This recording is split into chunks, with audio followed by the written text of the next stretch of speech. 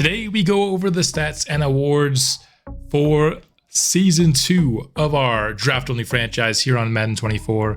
And I know in Madden 23, this would be an episode where I would put together clips of all the games as I talked about each of the players and how I felt about them. And it was something that I was planning to do in Madden 24, but the reality of the situation is when I was doing Madden 23, those were kind of my only projects. I was, releasing videos every other day. But here, now that I have 3 series going on and I'm trying to release videos every day, I just don't have as much time to put an episode like that together. Maybe one day if this channel grows big enough and I can have it be more of a job rather than having a full-time job on top of doing this YouTube channel, which I thoroughly enjoy, then maybe I could get back to doing that. But just posting every day with 3 different series, that episode with the clips usually takes like sometimes close to 10 hours to make. I just don't have that time to put into one episode. And so unfortunately, we'll just be going over stats and awards. No highlights of the year. It's something that I love doing, and it's just a very long process. So let's go ahead and see how everybody did this season. Was really hoping to get Tyson Cohen up to 20 touchdown passes in that last game. He had 2 touchdowns in his hands that he just threw inaccurate balls on. So it's really his fault that he didn't get to 20 touchdowns from that game. But of course, we ended up winning, so it's all good and fine. Threw for 3,500 yards, 19 touchdowns, and 16 picks. Completed 60% of his passes. I did want to compare that to Randy McCoy's rookie year, just to see the difference. So he threw for 150, 200 more yards, threw for the same amount of touchdowns, threw 5 less picks, and completed 11% more of his passes. So I will say it was a much better year for Tyson Cohen. The team was also a lot better. Just the reality of the situation with the draft-only franchise, the year 1 team is going to be very tough. So I don't think we can totally use the stats as the only barometer. I will say I think Tyson Cohen was better than Randy McCoy, though. He was definitely frustrating. I mean, I'm not going to sit here and with hindsight say, oh no, I liked Tyson Cohen this year. And he played great. He did not play great. He had plenty of struggles. He had very low morale at some point. So the year where I think his overall was being nerfed by like 3 or 4. What really helped Tyson Cohen this year was the fact that we had the playing spoiler scenario hit for us on 2 separate occasions against both the Eagles and the Cowboys. One which we won in a spotlight game, another which we won in a sim game. That's 20,000 XP. That was a big time difference maker. You're talking about a guy who only takes 6,000 XP to upgrade. And that's now, back when he was getting those 20,000 XP, it was even lower than this. That's massive towards his development. And I think it probably takes quarterback off the table because, we'll get to the draft preview portion later.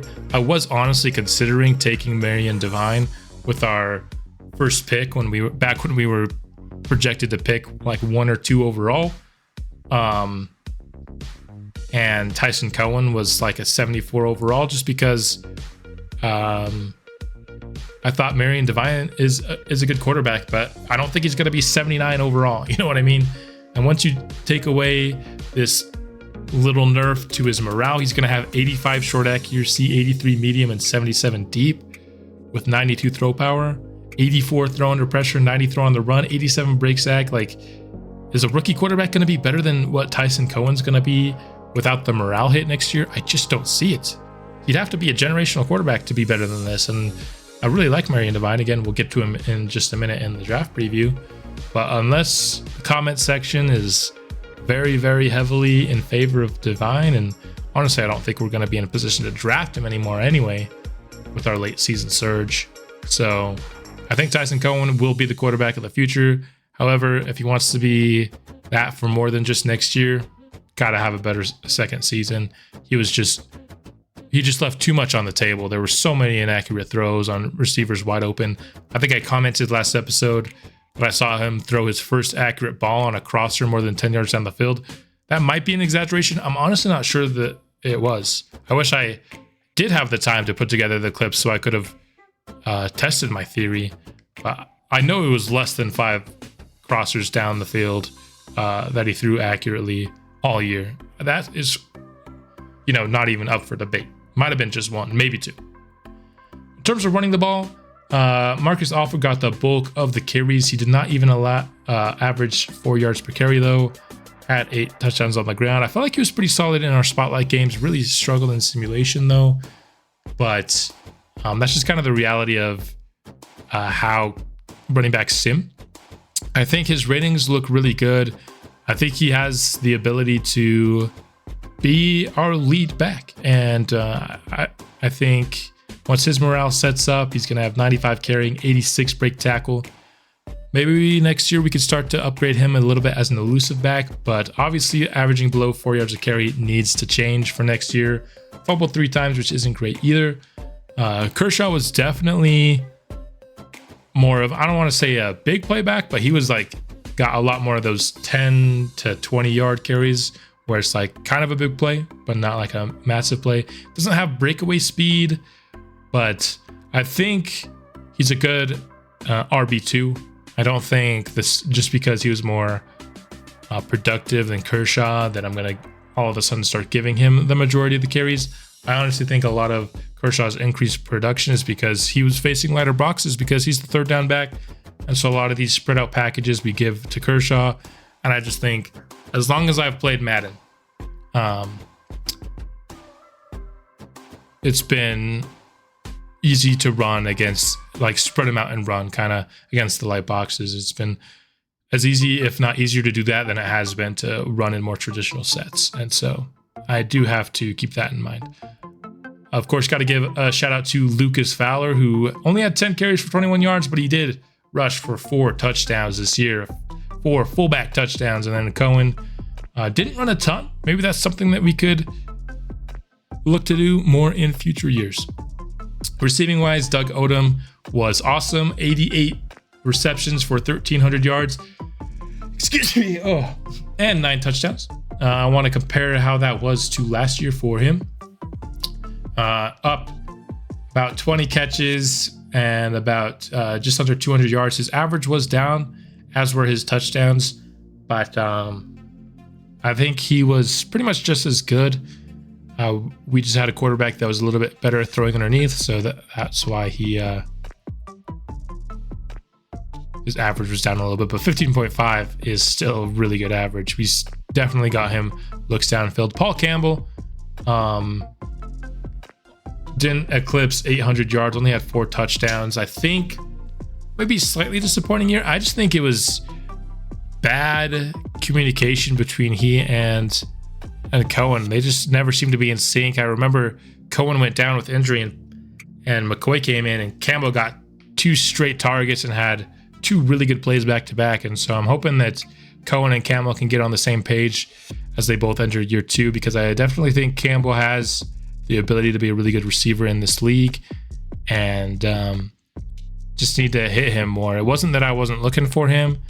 I wish you could see targets here, but you can't. And I think Campbell, even 750 yards and 4 touchdowns, I think the last couple of rookie classes in real life have maybe what clouded our judgment, is what I was trying to say, of how rookie receivers perform. Up until the last couple of years, this would have been a perfectly fine, rookie season. We've just had a couple of insane rookie classes that have maybe made us think that rookies should be better than they are. Ramsey lost his starting job at some point in the year to Bonner. I think Bonner's speed just instantly popped on the screen when Ramsey was out with injury. We had Bonner start. I liked the separation we were seeing from Bonner. I don't think either of these guys is truly going to be our tight end one of the future. Let's just compare Ramsey to last year. And I know, again, he got benched at some point, so I don't want to necessarily look at totals so much as just, his speed really came into the equation. He couldn't average 10 yards a catch, which isn't super uncommon for tight end, but I just think tight end is a position. I saw what the difference of speed makes with a guy like Bonner. I don't think Bonner is the guy long term. He is star dev. He's 63 overall, can't run block. And so And I also think this is a very strong tight end class that we'll be previewing later. And so I think Bonner showed me just how much I actually want a tight end that can separate. And I think it's going to unlock our offense a lot more. I think our offense was a lot better when we switched from Ramsey to Bonner. The tight end was just open more often. Also, you know, third receiver was kind of split between Kramer and Williams. I think Williams was better. And so I stuck with him late in the season after Kramer got injured in practice. And of course, had a couple big plays. Mostly, though, our third receiver is probably not going to get a lot of action in this franchise. I like using the fullback, which puts two receivers on the field a lot. And I also think we have two good receivers. Hopefully soon we'll have a good tight end and we'll have kind of a big three. I've always kind of had three guys that I like to have be main targets, and then the fourth guy can just kind of be more of a specialist. I do want to continue to scout the receiver position come the combine, maybe find somebody that can be, you know, a deep threat and he could be kind of that specialist. I think that could be something that could be added into this group, because Williams mostly played a deep threat role and he's not terrible at it. But if we can get somebody with more speed, it's also not 5'8", I think we could get even better production out of that spot. So tight end and third receiver are both spots that I think could use an upgrade in the offseason. Blocking, in terms of sacks allowed, Tyler Nance allowed the most. Not surprising, he was drafted as a guard, moved to tackle. His base pass block is actually pretty good. Once his morale resets, it'll be at 80. But his pass block finesse is only at base 71 and pass block power only at base 75. So I think leaving him at tackle, depending on what we do in the draft, is certainly still on the table, but I don't think he'd be a bad guard at all. Should we draft somebody that's a really good pass protector? Again, we'll get to that in a minute as to, towards the end of the episode, I should say, as to whether or not we will be drafting somebody to play tackle. Gaffney, I think, is our worst offensive lineman. I see him just absolutely whiff on run blocks all the time. He's an awful pass protector as well. So he's somebody that I want gone. I want that spot to be replaced next year. Jackson, he's a pass protector and really a pass protector only. Not much of an athlete. He's not terrible athletically, but I think he's a fine left tackle. And then center, Christian Edwards. I said this last year and I'll say it again. If this guy was star dev or better, he'd be my favorite lineman on the team, but he's only normal dev. So are we going to commit to him long term? I'm not 100% sure about whether or not he will be our center long term, but I definitely think he's got his job safe for at least one more year. It's just super hard with normal dev. And then Mitch Jennings playing right guard. He's fine. I wouldn't mind replacing him in the offseason, but I think he's okay to be like your worst starter. I just think if we can upgrade, I'm not opposed to it all. He would probably be the second lineman. If I had to say lineman I want to replace in order, Gaffney, Jennings, Edwards, and then Nance and Jackson are both pretty safe at being our linemen for the foreseeable future. So there's the situation on our offensive line. Nobody had a particularly bad season, luckily. Jamal Arnaud, 155 tackles. I think that's a little bit down from last year. Let's check. But I don't think it was, if it is down, I don't think it's his doing at all. Yeah, it's down 7 total. But I don't think it's his fault at all. I think Cowan just being much better than what we had at LB2 last year, he takes some tackles away. Cowan is very fast and very much so a playmaker. I think he's got Defensive Rookie of the Year basically locked down. He was awesome this year, and I think it's very safe to say, I know it's 100% fact that we have the fastest linebacker duo in the league. I think we honestly might have the best already. These guys are absolute studs. I think the reason our defense had really good stretches this year is because the middle of the field is locked down with Keontae Simmons in the slot and these two playing linebacker. I have never been more confident that the middle of the field will be covered than I have been with this trio right here. They are all incredible, and I am very lucky to have them on the team. let's go and talk about, I guess Jamal Wilcox will be next. I think we didn't really talk about Jamal Wilcox this year, and that could be seen as a good thing or a bad. You know, talking about safeties, they're either making plays or they're giving up plays. I don't think Jamal Wilcox was really doing either. And so we knew when we decided to make him the safety that wasn't a very natural fit for him. He's a 6'5" press corner coming out of the draft, and I wanted to give him a shot to play. He just wasn't going to cut it in a very competitive corner room for us.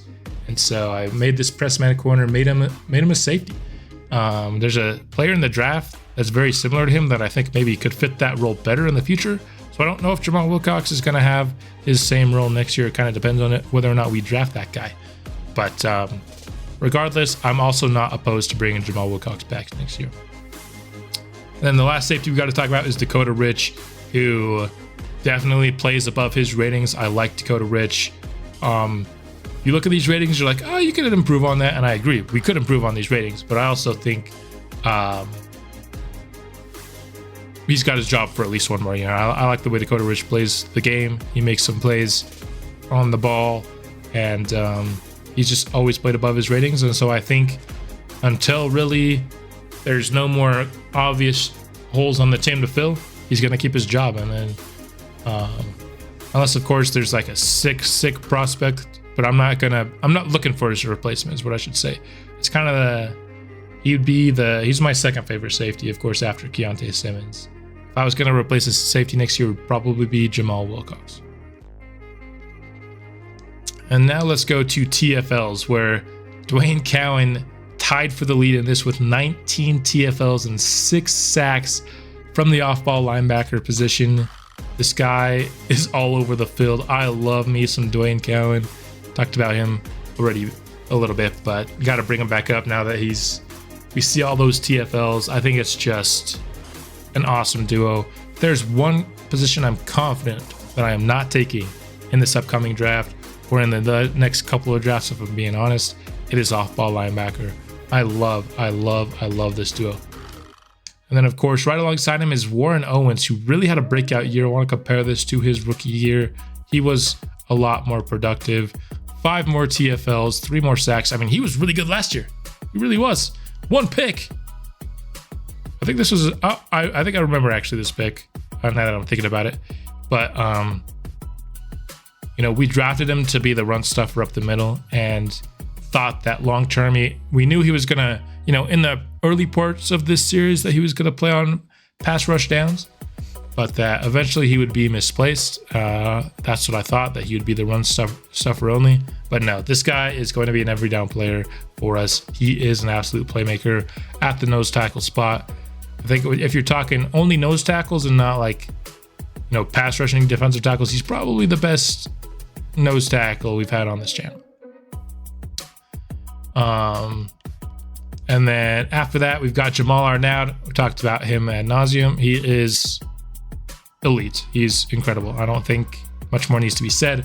Bobby Lambert had 13 TFLs and 6 sacks. I think he's a pretty steady Eddie. I wouldn't be surprised if he loses his superstar dev, drops down to star this year. I think it would be perfectly fine. One thing I want to do as he gets into year 3 is I want to get that block shedding up for sure. His power moves are plenty good enough. And now that he's 80 overall and has a couple of decent abilities available to him, I don't know. You really need to be 85 overall to get a lot of the good abilities, but we can probably update his abilities. We'll do that right here, actually. So we'll switch this out to BOGO, I guess. We'll have this. Not great abilities, but I don't know if he's going to be a superstar much longer anyway. But I think he's really solid player. Not going to say that he's the guy for the rest of this series quite yet. Kind of depends on if he keeps his dev and if he continues to up his production a little bit. But I think he had a better year than he had last year. Let's check on that. For the 4 more TFLs, 2.5 more sacks, and so 3 more deflections. He was making some plays in coverage as well. I like Bobby Lambert. Don't have any plans to replace him unless, of course, like I said with other guys previously, there's a really sick prospect. I don't think I'm above replacing Bobby Lambert, but there's not really a quote unquote really sick prospect, that I think is worth replacing with this year. So he'll be back starting for us next year. Same can be said for Jalen Randall, 10 TFLs, 9.5 sacks. I think he came on in the second half of the season after a really slow start. He's got his finesse moves into the deep greens here. Once he gets to 85 overall, which will be pretty quick, we'll give him some better abilities. Like I said, you really need 85 overall to get for a superstar to really feel like one, but he's very close to that. So I imagine he'll get there quick. I think that's the lead. Yeah, he did lead us in sacks with Warren Owens right behind him. So I like the pick 1 year in. Of course, he was a big injury and stamina risk. Injury did not come into play. He was very much so available for us this season. Stamina was an issue at times, but not like that big of an issue. So far, the risk of taking the low injury and stamina guy through 1 year is a risk that I think was a good one to take. Now it's time to talk about Keontae Simmons, who, my gosh, he was so much better this year than he was in year 2. His tackles are down a little bit, sure, but like tackles are the least important way to evaluate a player. He had 6 more TFLs, 4 times as much. He had an extra sack, 5 picks to 0 last year, and basically kept up the deflections. Forced fumbles were the same as well. And some of his picks were big picks. Just last episode, he had a massive pick against the Giants. He had the game clinching pick early on in the year at the goal line that sealed the victory. He had another red zone pick. I think his forced fumble was also in the red zone. He was awesome. Very clutch player. Super happy with what I saw from Keontae Simmons in year 2. Year 1, I said he maybe was a little bit disappointing. Not as much of a playmaker as I wanted. This is the player that I wanted here in year 2. And I'm excited and happy that we were able to get him when we did in that year 1 draft. Anthony Torrance, my gosh, was uncertain about drafting him. I know I've stated this throughout the year, but I am so incredibly happy with this player. He's got elite size for the position at 6'3". He's got more than enough athleticism. He's not an elite athlete, but he's very good. He is so good at covering. My gosh, with 5 interceptions, I feel like he could have had so much more. This guy was hounding receivers, and he was drawing the wide receiver 1 matchup instead of a guy that we'll talk about in a minute, his other corner teammate. It's just like, we had Danny Goodrich in the Brooklyn Bulls, and I was like, wow, this is an elite corner. And it only took Danny Goodrich about half of a season to come into his own. Anthony Torrance was an elite corner game 1.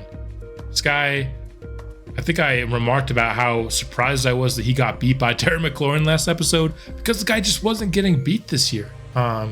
He was an awesome corner. I think he's already our best corner, despite maybe the overall's not telling us. So I love me some Anthony Torrance. His teammate Malik Vincent wasn't as much of a playmaker this year. I was honestly maybe a little bit disappointed with Malik Vincent this year. He only had 3 deflections, only had didn't have any interceptions, but he made more plays on the ball than 3. I really wish it was passes defended instead of passes deflected that were tracked here, because he wasn't bad by any means. I'm not going to say that, but he had like a really strong second half to his rookie year that I thought he was going to carry here. At the end of the day, we're going to allow some stuff. I just wasn't expecting a lot of the stuff that we were allowing to be coming off of Malik Vincent. It's kind of Malik Vincent and Dakota Rich that were allowing a lot of the passing yards this year, which was certainly surprising for me. That being said, I still really like Malik Vincent, and he's part of the future for sure on this team. And I'm not planning on replacing him. But just look at the ratings. He's 23 years old, 85 overall, 85 man coverage. He's got good press. He's an elite athlete. Along with that size, I just think a little bit more ball production next year is something that I would wish for. He's not great at catching, only 62 catching.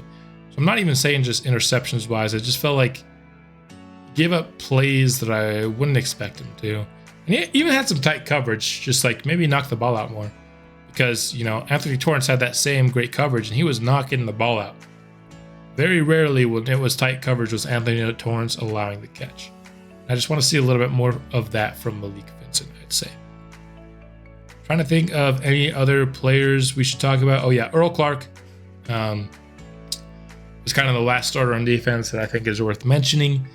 He's obviously 99 strength. He's on the field to stop the run. He's kind of what I actually wanted Warren Owens to be, but again, because of our lack of depth, he did play pass rush snaps. I think long term he's going to be a 3-4 guy only, and we'll get another interior rusher, maybe even this draft. That will kind of be the other defensive tackle in the nickel, which will of course play as our base defense most of the time. So I think Earl Clark, solid player, but I think he's gonna serve a role on this team as, you know, the big guy with the super big strength and he can defend the run. That's gonna be his role, and I think that role is safe. I just think his overall role might be reduced here in the near future because I would like a little bit more pass rush drops. His power moves aren't even bad. They're at 70, but he has no get off, 62 speed and 71 acceleration. I would like to upgrade on that. So there you have it. There's what I think of our defense this year. Kicking, Dawson, I missed a kick with him. He missed another kick in simulation, but 32 is awesome. 57 was his long, which we just did last episode. Didn't miss an extra point. He's missed only 2 field goals in his career. He's like 50-something at 50-something now. He's, no, I guess he's 48 of 50 is what he is.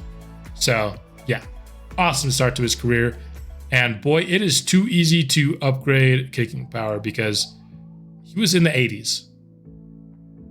And after 2 years of upgrading him, he's almost maxed out his kick power. I didn't think he was going to be the kicker of the long-term future because he didn't have enough power. Well, yeah, he obviously does now.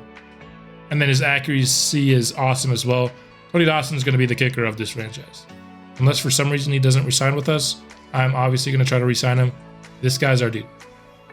Punting, I think that averages up. I'm definitely not committing that. Yeah, it is up by about a couple of yards, which is pretty good. Over yard and net as well. So he was better. Not committing for him to be the punter long term. Doug Odom, he was awesome. He has the superstar ability return man. I think now that he's 85 overall, which he recently got, I might take that off of him though. So who knows if he'll be the return man next year, but he had the superstar ability, so I put it on him and I made him our returner. And we got 2 touchdowns out of him on the year, which is awesome. So now that we've previewed our team, let's see what happened around the league and get through the playoffs, get through the awards, and then we'll preview the draft and off the episode. But before we get there, Patrick Mahomes threw about 600 more yards than anybody else in the league. Nobody surpassed 5,000 though. We only had 3 4,000 yard guys. So not a ton of, high tier quarterback play in terms of yardage, but Mahomes was far and away the best. You got to think that puts him in favor for MVP, especially with that touchdown interception ratio. But you don't get down to our quarterback until pretty far down here. So he's well outside the top 10, but that's fine. I think we were a run first team. Talk about attempts. Patrick Mahomes had 25-ish, 30, 35-ish attempts more than anybody else. Christian Sharp was actually the second most, the first overall pick. Touchdowns, Dak Prescott had more than Mahomes by 1. I mean, these three all had insane. More than 40 touchdowns and less than 5 picks. That's insane. Colin Swinney of the Vikings. What a player. This has got to be your offensive rookie of the year. He's a rookie, right? No, he's not. He's in his second year. What a player. He's got to dev up from normal for sure. Awesome year from the second year pro. Breakout season for Swinney. Rushing wise, Josh Jacobs leads the league. Bijan close behind. And then Henry, there was kind of a top 3 here in terms of yardage. and we're not going to have any running back even close. In terms of guys over 1,000 yards, there were quite a few. Seems like pretty much everybody had a rusher over 1,000 this season. And did the Browns have 2? No, just Chubb wasn't. I guess he was injured. Touchdowns wise, Jacobs led there. Henry, Bijan. Again, these top 3. There's 3 running backs. Oh, this is Brian Robinson, not Bijan. Was he the same here? Is it Brian? No, this is Bijan. And this is Brian. Okay. Makes sense. In terms of guys who actually rushed full-time, hey, we had the highest in the league. Adam Bonner ran for 10 yards on his one carry, but Josh Jacobs led there, and Jonathan Taylor also averaged over 6. He must have gotten injured because that's not a full season of work for JT. But there you have it. In terms of fumbles, Cam Akers had the most, followed by Marcus Alford. Receiving, Cooper Kupp, he did have 17 more catches, so it looks like Cooper Kupp's still maybe a little bit OP, but 1,400 is better than we were seeing him in 23, so it's fine.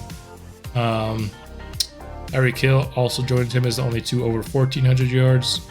Plenty of receivers over 1,000.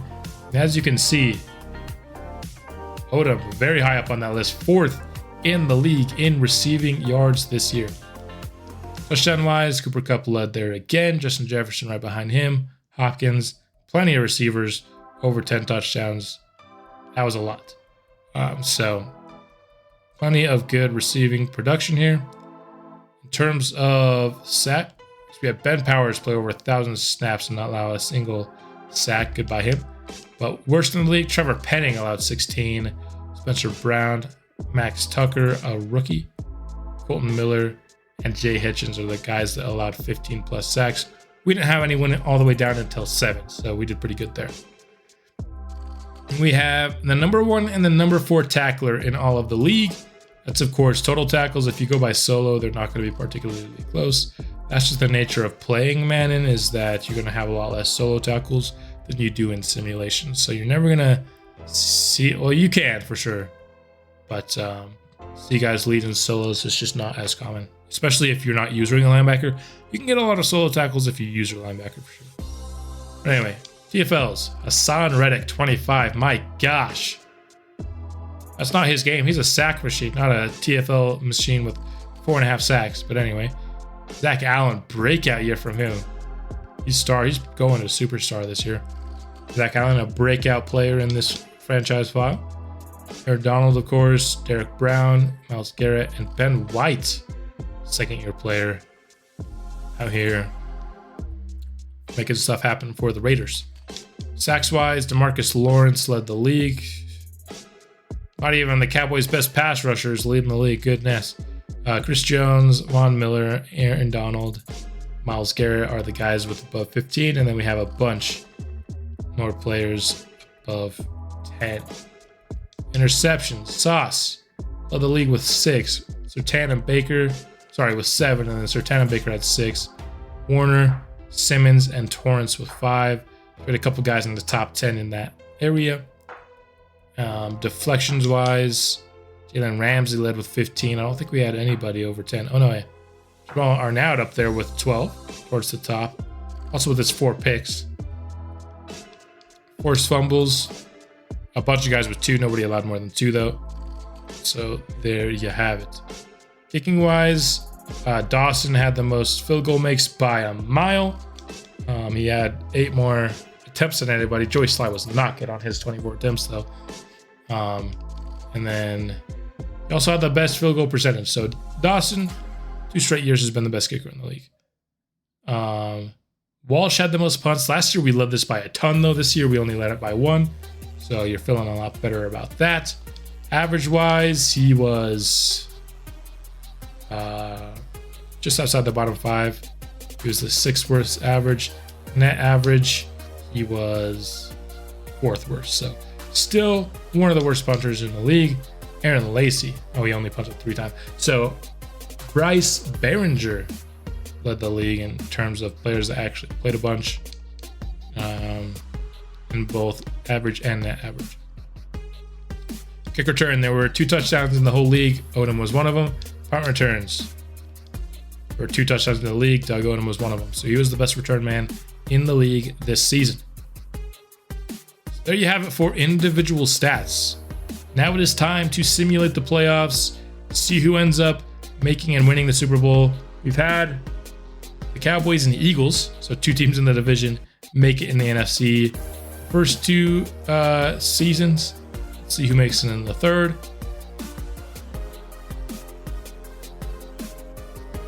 And before that, we're going to see the Pro Bowl teams, see how many players made it. It looks like the Eagles returned to the Super Bowl. It's time to play the Baltimore Ravens. So in the NFC, it was Prescott, Ritter, and Swinney. Nobody there, no surprise. Halfback, nobody there for us, no surprise. Fowler is your Pro Bowl fullback. Again, no surprise. Receiver, Odom makes the Pro Bowl for his first time, so that's good for him. Anybody on the offense? I highly doubt it. We don't have anybody on the offensive line. Defensive line. I'd be surprised if Owens didn't make it. He did. And then outside, so we have Cowan made it, but not Odom. Interesting. Anthony Torrance was the CB1 in the Pro Bowl. And then Keontae Simmons also makes it. So that is Simmons, Torrance, Cowan, Owen. 4 players on the defense made it, and then 2 players on the offense made it. I imagine maybe Odom would have made one of these return spots had he not made it. So 6 total Pro Bowlers, up from just 1 last year. And the one guy who made it last year didn't make it this year. Shaq Thompson made it over him. I'm just going to go ahead and say I disagree. I have no idea what Shaq Thompson did, but it wasn't as good as Jamal Arnott. I'm just going to say that right now. There's no way Jamal Arnott was not a Pro Bowler this year. But both of our middle linebackers made the Pro Bowl in their rookie years, which is pretty spiffy. Let's now take a look at the yearly awards. Patrick Mahomes was MVP. That would have been my guess. Mike McCarthy. The Cowboys were awesome this year, so no surprise there either. NFC. Cooper Kupp wins Offensive Player of the Year. No surprise. Do we have anybody on the board? Odom, very last on the list here at 10. Defensive Player of the Year, Arnaud. So Arnaud was 3rd in Defensive Player of the Year, but did not make the Pro Bowl. Sick. That makes so much sense. Shaq Thompson, to be fair, was 5th. But you see how Arnaud is ahead of Thompson? I see that too. Cowan was 4th. So both of our middle linebackers were 3rd and 4th. Best defensive players in football in the NFC. Keontae Simmons was 9th and Warren Owens was 10th. So we had our standout defensive players were given their respect this year. We had 4 of the 10 best defensive players in the NFC. Offensive Rookie of the Year. Pruitt will beat out Alford and Campbell for it. Not surprised we didn't win Rookie of the Year here with a quarterback. A Defensive Rookie of the Year goes to Cowan. I mean, he was just 4th in Defensive Player of the Year. So Torrance, I think, absolutely deserving of a Defensive Rookie of the Year. It's a tough year to get it. We're not going to have one of the 10 best quarterbacks. Nope. Not going to have one of the 10 best running backs. We do have the 4th best receiver. He was 4th in the Pro Bowl, so that makes sense.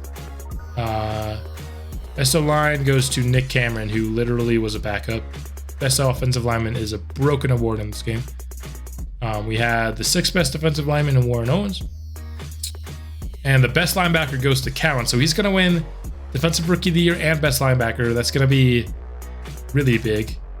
But then Shaq Thompson is ahead of Jamal Arnott and best linebacker. Make it make sense, bro. So these guys just had really similar years and whatever. Jalen Randall, wins 9th there. Best DP does not go to either of our players. Buda Baker gets it. I know he had one more pick up, but come on. I can't believe Anthony Torrance doesn't win any awards except for Pro Bowl. I hope he still gets his dev up. Anthony Torrance was incredible. Tony Dawson, 2nd straight year as best kicker. And then I'll just quickly show you what happened in the AFC as well. Lamar, Chris Jones, Christian Sharp, Jay Pickens, Mahomes, Jacobs, Chase, Nelson, Jones again, Baron Browning, okay, Sauce Gardner, and Justin Tucker. Baron Browning is probably the biggest surprise in that group. But here you have it. Let's go ahead and get these guys their upgrades for their awards. 3 upgrades for Cowan. He's going to get up to 80 overall here. And I imagine he'll get up to Superstar X Factor. But I think that happens next week. Or did he just not get the upgrade? I'm not 100% sure how that works. Can we get 99 kick power with Tony Dawson? No. That's fine. 98 is plenty. We will simulate ahead 1 week and then we'll see what happened with the depth traits. I really just hope Anthony Torrance went up to Superstar. I think he deserves it for sure. I'm not going to force it if he doesn't, but I definitely think he deserves it. So, oh, this is the wrong menu. My bad. Let's go back for a second. First off, let's see who won the Super Bowl. The Eagles got smacked by Lamar and the Ravens. Hate seeing that. Cowan, of course, is your overall Defensive Rookie of the Year for both conferences. Pruitt wins it for overall Rookie of the Year as well.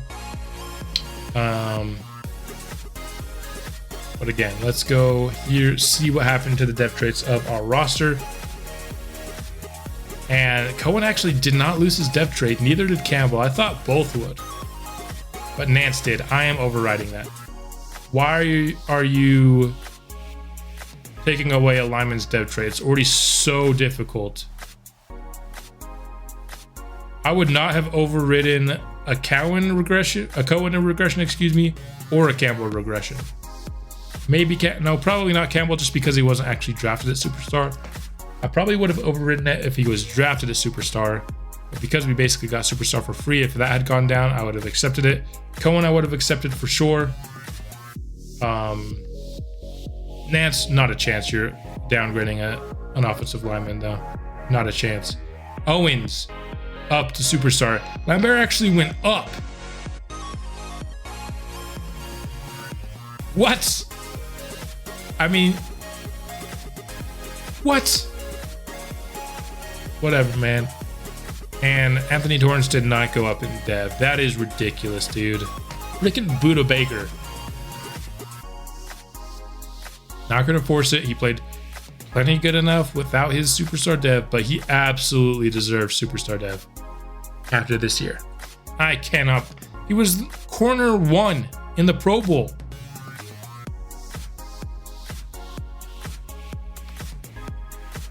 How is Lambert going from Superstar to X Factor, but Torrance isn't going from star to Superstar? He was infinitely better at corner than Lambert was at edge. Lambert wasn't even our best edge rusher. How is he getting it instead of Randall? I'd have been less surprised with Randall. Cowan won 2 awards and didn't go up in dev. Unless he did and it went back down. I want to see, because that will happen. No, it didn't. He didn't go up and then down, back down. Got plenty of XP, which is what really matters. I'm fine with Cowan being a Superstar. How did he not? I mean, he just didn't get the second place in all these awards. Second place for Defensive Rookie of the Year, second place for Defensive Back of the Year. Or was he actually third? I can't remember if it was him or Simmons. Simmons does go up. I think that's fair. He was awesome this year. So I won't complain that depth trait scenarios was actually better than I thought. The only downgrade was Nance.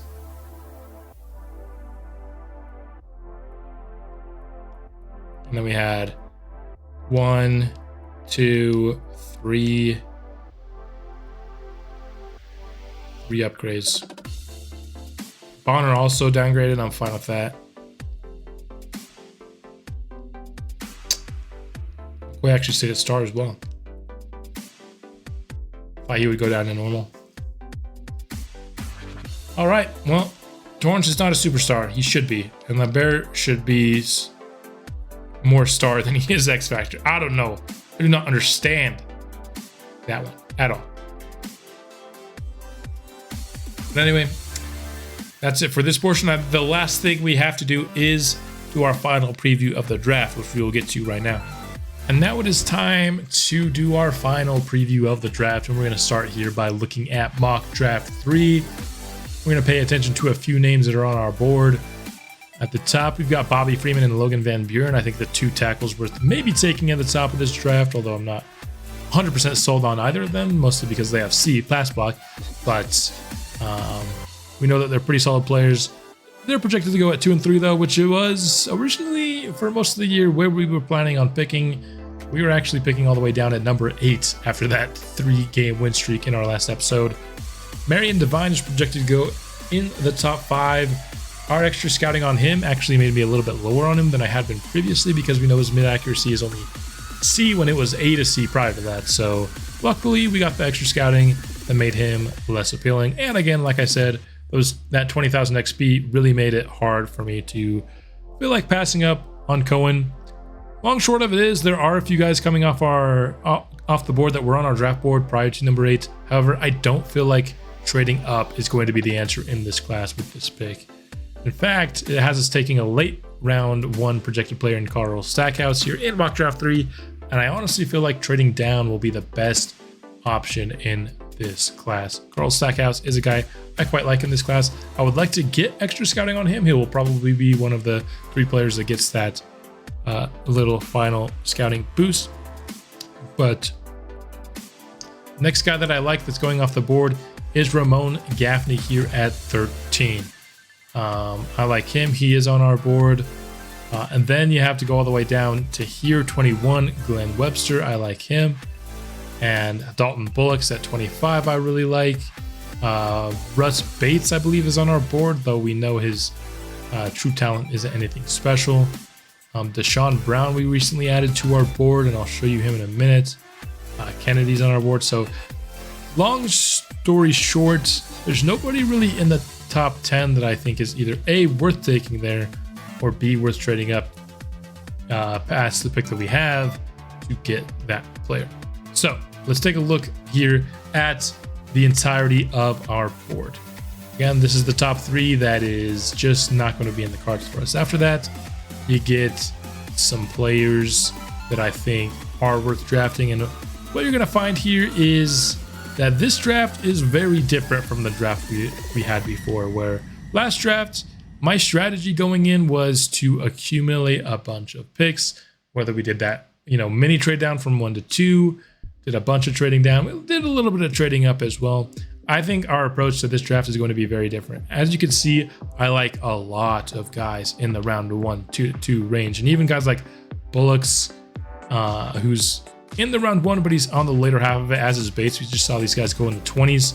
I really like the draft from 20 on in this class, and I don't love the depth as much. And so I think our strategy going into this draft is going to be quite different. And if you're just looking at positions, I think Dalton Bullock's here is, just too good to pass up on. I think if I had to take only one player from this class, I think the combination of need at tight end with this elite athleticism makes Dalton Bullock's want to be that player for us. I know his injury situation is really bad, and he doesn't have great route running, but he is elite athletically, and the dude can block.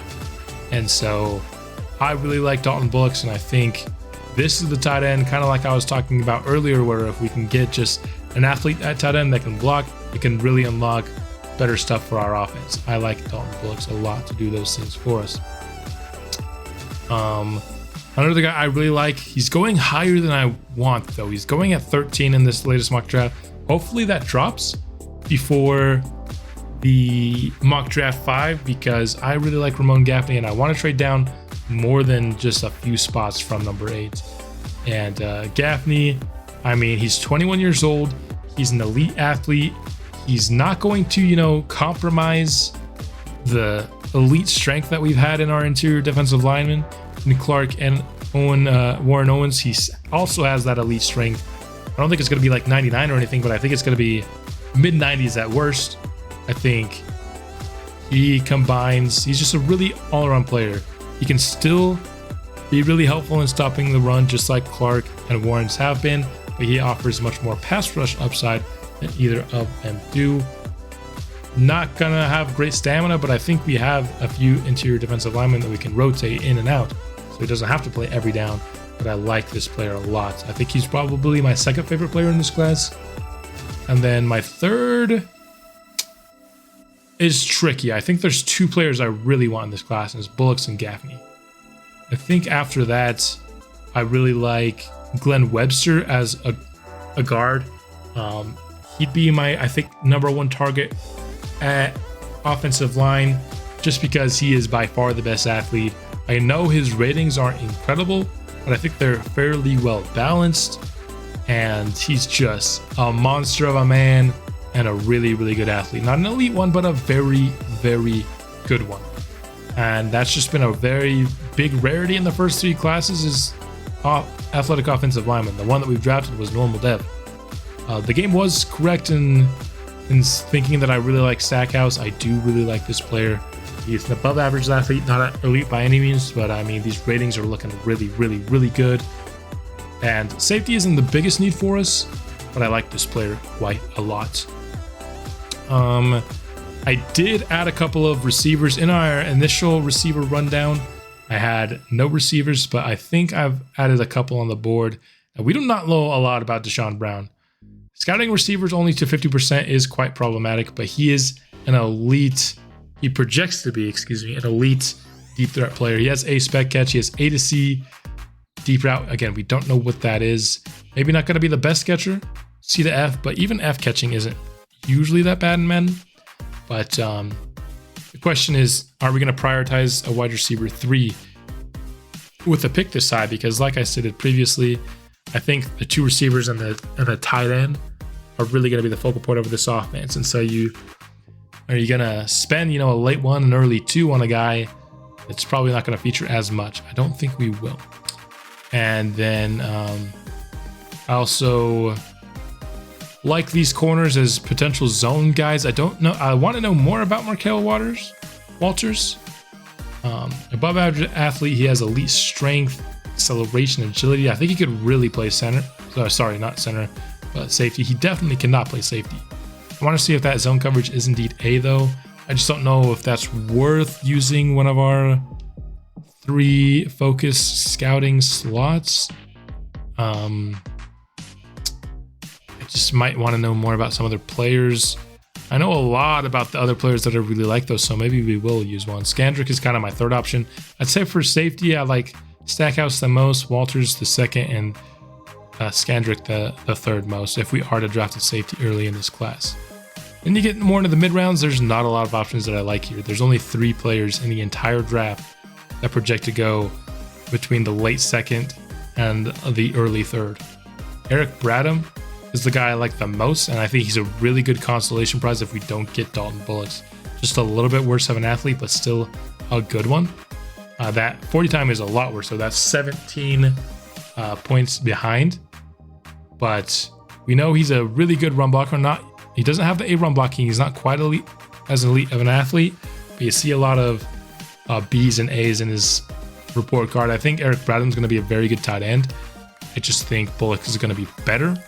But if we decide, because we like so many players in this range, to go elsewhere, I think tight end, we have one of the better consolation prizes and just kind of plan B's than we do in pretty much every other position. Alex Rhodes, he's 408 pounds, 21 years old. He's going to be another one of those guys that has, like the A+ strength, but no get off. We have 2 of those guys already on the roster is my problem, but he's a different build in that has a power move, so he would provide that power rush.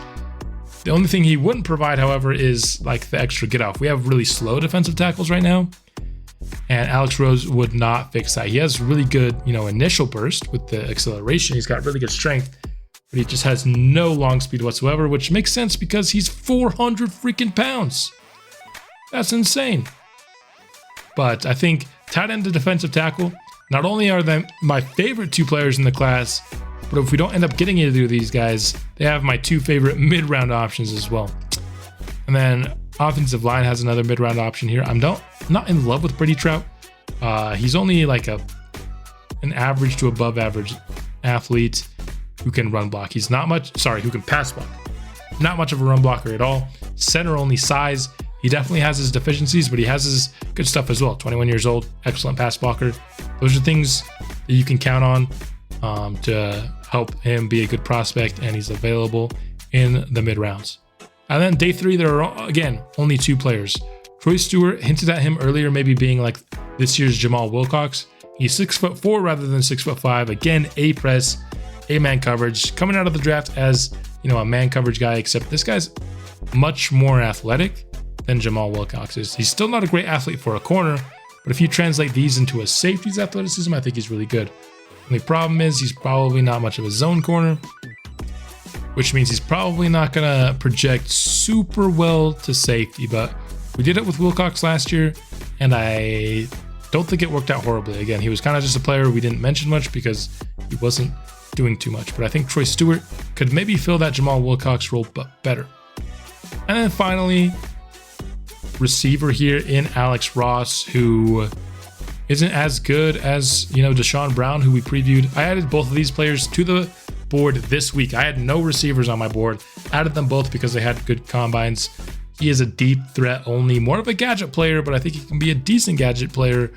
And that's really, again, what I'm asking for. I'm more of a specialty player, somebody that's going to get a couple targets a game. This isn't going to be a featured player or wide receiver 3, so spending a day 3 pick on him is much more likely. Now, one position that I haven't scouted yet, and I'll do before the draft next episode, is punter. We did not re-sign Walsh. I gave him an offer. He said no, so we need a new punter for next year, but I don't know if that's an important enough position to really alter our draft strategy. But if you have any opinions on this class and who you think we should definitely be trying to take, let me know. Right now, I'm kind of thinking my initial plan was to trade back from like 1 or 2 because I thought that was where we were going to pick until last episode, all the way down into the 20s and see if we can get 2 or maybe even 3 picks in the 20s. But that was to try to get both Bullocks and Gaffney. Gaffney looks like he's probably going higher than that. And so that plan may not work, but each of the first 2 years we've made 10 plus picks in the draft. I don't think that's going to be the case this year. I think we're going to be consolidating picks, trying to get maybe like 4 good players in this class rather than having a very long list of guys that we end up with. I think we're at the point we have pretty solid players. Our team isn't as needy as it once was. Let's consolidate. Let's get some good players. I'm thinking like between picks 20 and 50, if I can get 3 or 4 picks in that range and we can get some of these guys that I really like, I think that will be kind of the definition of a successful draft class this year. But much like last year, I'm going to jot down a whole entire game plan once we get mock draft 5 out, so I have a lot better idea of what's going on in the class. So gonna game plan the draft, but I definitely want you guys' input to help me game plan it. And so anyway, that is the final draft preview, which means that is the end of this episode. Off-season draft number 3 is coming out soon, and I will see you then.